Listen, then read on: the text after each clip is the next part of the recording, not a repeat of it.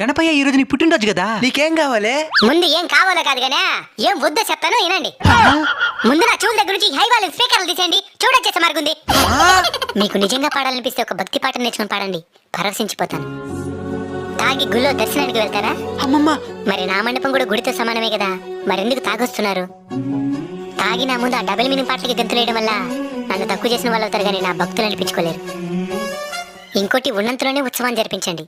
మీరు ఎంత పెట్టుబడి పెట్టారనే దాన్ని నేను చూడను, ఎంత ప్రేమను పెట్టారనేది మాత్రమే నేను చూస్తాను. ఒకే గ్రామంలో 3-4 విగ్రహాలు పెట్టడం వల్ల మీలో ఐక్యత నశిస్తుంది. అందరూ కలిసిమెలిసి ఒకే విగ్రహాన్ని పెట్టి పూజించండి. నేను మీలో ఐక్యతకి కారణం అవ్వాలి కానీ గొడవలకి కాదు. స్వామి మేమైతే తాగి రావడం, డబుల్ మీనింగ్ పాటలకి డాన్స్ వేయడం ఇవేవి చేయలేదు స్వామి.